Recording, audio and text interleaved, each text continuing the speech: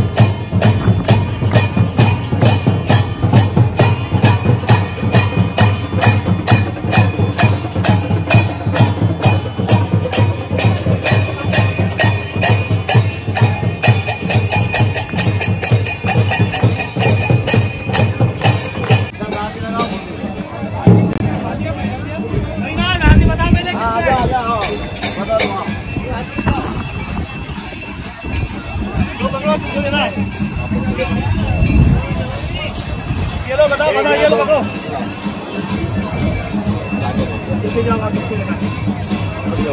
ये चालोगे ना, मुझे पाइप लगाओ तो ध्यान रखना।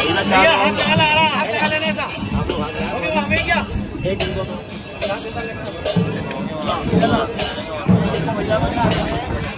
डाल दे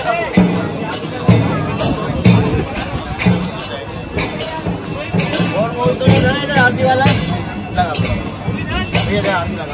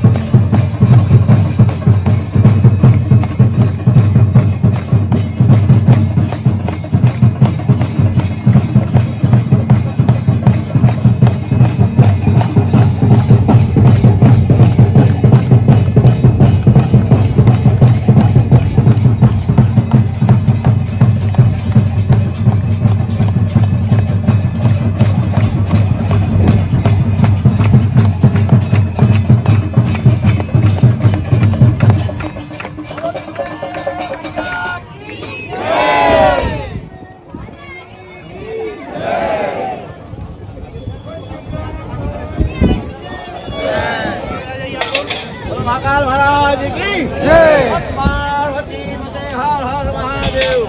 भैया खाली आरती की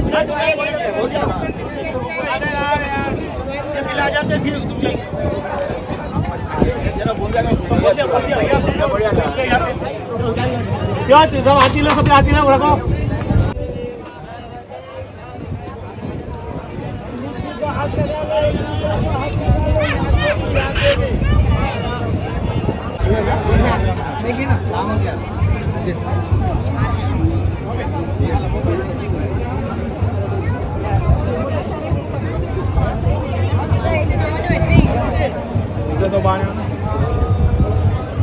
हाँ बारियो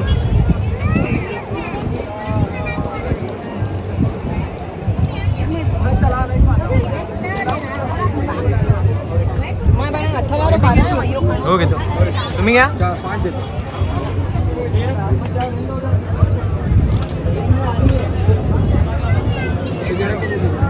शिप्रा नदीची आरती झाल्यावर आम्ही पोचलो मा हरसिद्धीच्या मंदिरात आणि तिकडची आरती पाहून अगदी मन तृप्त झाले होते।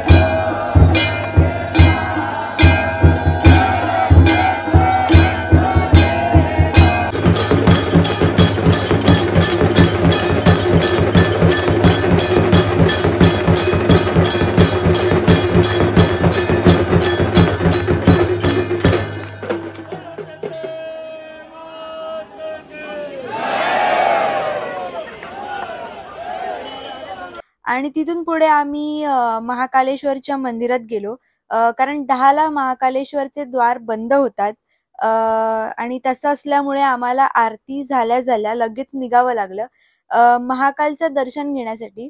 आमच्याकडे फक्त 2 दिवस होते म्हणून अक्षयने आधीच पास काढून ठेवले होते।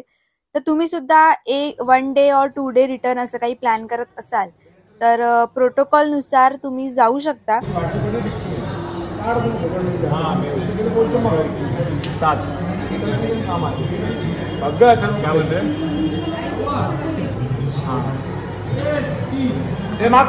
दुर्लभ दर्शन केंद्रामधून आम्ही प्रोटोकॉल पास घेतलेत, 7 पास घेतलेत। आम्ही 7 जण आहोत, असे 7 पासेस घेतलेत। तर आता आम्ही शंखद्वारने महाकालच्या दर्शनासाठी एंट्री करणार आहोत। आम्हाला खरं तर भस्म आरती पाहायची होती, पण त्यासाठी बरीच आधी बुकिंग करावी लागते आणि ती सकाळी पहाटे 4 वाजता होते। भस्म आरती नाही मिळाली तरी लोक संध्याकाळची संध्या आरती जी संध्याकाळी 6:30 ते 7 असते ती अटेंड करतात, किंवा शयन आरती जी रात्री 10:30 ते 11 असते ती अटेंड करतात।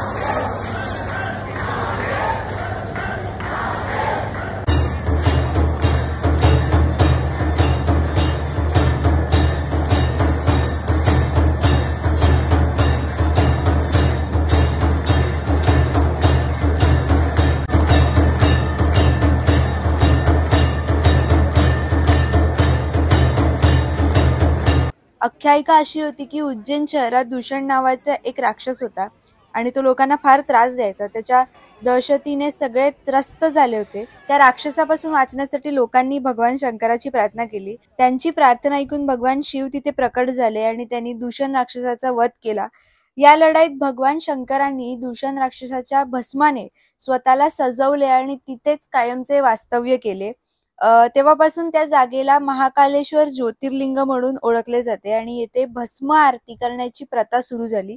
पुढच्या व्लॉग मध्ये आपण ओंकारेश्वर आणि मामलेश्वरचं दर्शन घेणार आहोत, तर पुढच्या व्लॉग साठी स्टे ट्यून्ड।